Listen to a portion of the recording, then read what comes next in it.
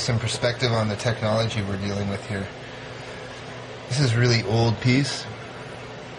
Now, with this this is a good example of as-is selling, and that was sort of said on this motorcycle that was sold, that it was as-is. But if you're aware of a problem with a part, and you don't tell somebody and you just say as-is, and you know that there's several problems with the part or the bike or the condition, etc., don't leave it up to the person to go search your bike every millimeter by millimeter to find those problems, because eventually that's what we'll have to do to be avoiding getting beat on certain things.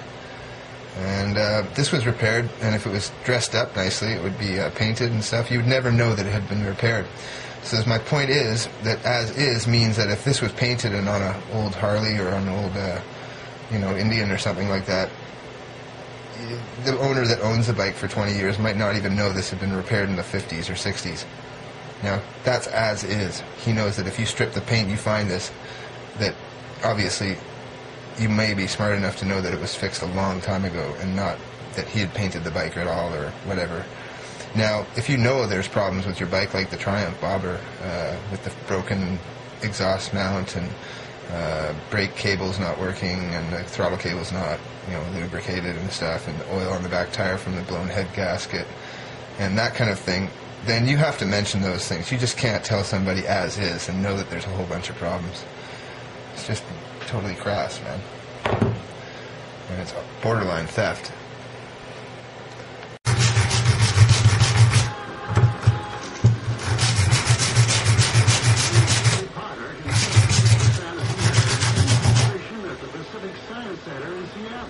Devoted to the boy hero. Details next for travel curios and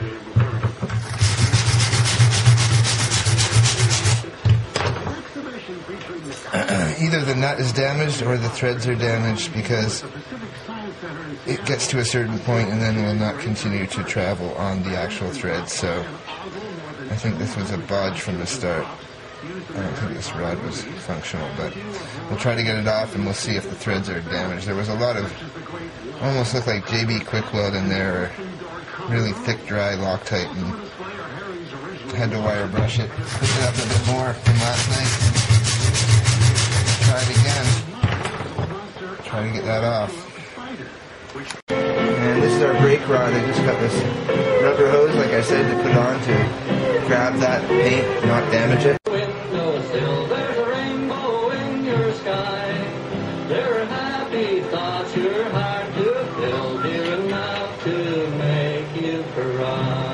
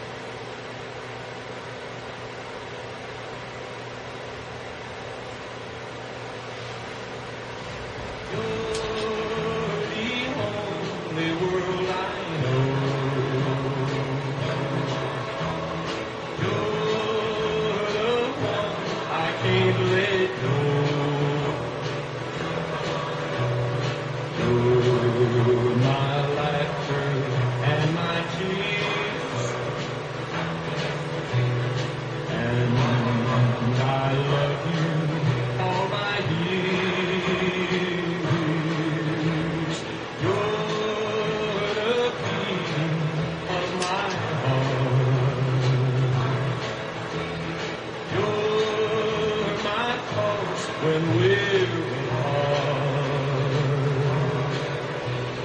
you're the one I can't let go. You're the only world I know. Loctite on the end of the threads. Put them on this end of the bolt, not on this end of the bolt. You don't want to drive it in or put it on threads and glue the back end of the bolt to the case. You lose case depth every time you do that, and if that gets into the case, then you lose your fastening ability. So on the last 3 or 4 threads only, and just one little line.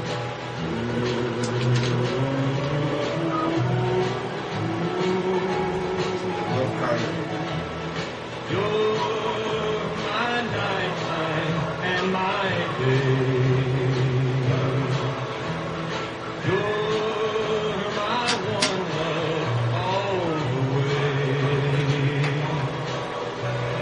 You're the one I can't let go. You're the only world I know.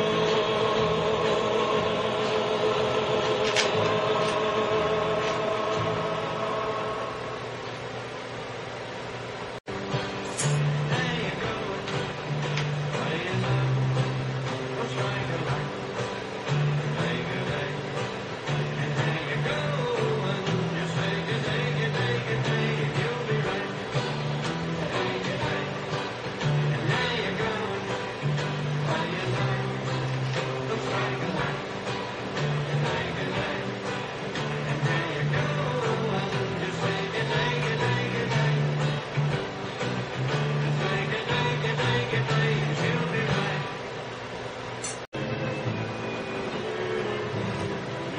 I'm surprised this bike would ever have had oil in the clutch. The clutch plates were dry, so they weren't running any oil in the clutch because I didn't have to clean a lot of oil off the clutch plates. They were brand new. And now I filled it up after fixing the gasketing material and all that was on it. Put on a new gasket, new composite gasket, no problem. No leaks. Except for that primary adjuster screw end cap bolt. And now I'm going through the bolt box looking for bolts that thread there. Because this bike obviously never had oil in the clutch and it was sold. And it wasn't at all an honest description. It's just puked out all the oil I put in for the clutch on the floor, on the carpet. Disposable carpet, but carpet I found in the alley, but still. Certainly told me that there was one more problem. Well, we found the proper thread to this case here, and in the bolt box, saved our ass, for sure. And it's actually got some scripting on it, so it actually will look pretty good if it's never taken off. We might have to cut it down, might put it on the lathe, turn it down, but I think it would be easier to basically cut it with the jewelry saw and then take it to the lathe and clean off the end very carefully. I'm going to find a thread seal washer for this, I think, because that will be a permanent fix for the oil without having to worry too much about that seal there. And that's a washer with a neoprene center on it so that when you compress it, it locks down.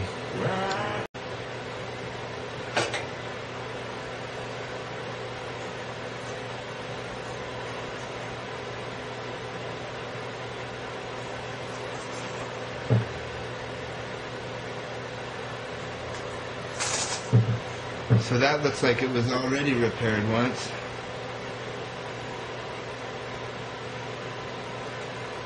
Yeah. We're going to put a skid plate over this, and then it's going to cover up the wiring that's exposed, that's ready to be chopped off on the down tube. We're going to make a nice styling aluminum or steel, probably steel, skid plate so that it bolts onto all 4 points. It adds some security to the wiring as well. And then he can go over speed bumps at least and not be too concerned if he doesn't see them. So we're tightening up that drain plug bolt that's the primary change cap screw, I guess. So more work here. We'll continue on. And today's injury. Nasty little skin of the knuckle while I was trying to put that bolt on the primary case and fit various bolts for it. So I think the clutch now is sealed, I'm not sure. I know that it runs and it doesn't explode, so I think we can trust the clutch now and move on to the other stuff that needs to be repaired, like designing a skid plate and fixing that front brake now that we've fixed the actual brake rod. So good progress today. A little bit disappointing when you run into problem after problem on something that should be in a lot better shape than as is don't look too close or even come in person.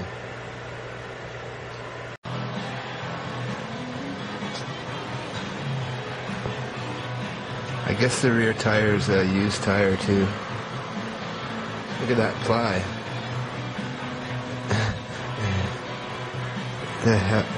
Now is that the bolt that it's scratching on or hit on this side of the bike where the broken part is? We have a huge gouge throughout the tire, like it wore away the tire to fit into whatever's in there. Or else the tire was just old and hacked, because it's got weather checking too. It's got like almost a shoe polish deal with Burt Monroe. But this is definitely nasty. But even so, I just noticed that right now because I was looking at the brake light, and it's a single wire brake light, I think.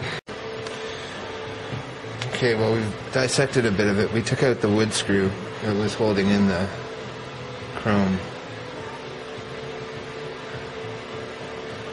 We'll put that aside because we don't want to lose that wood screw.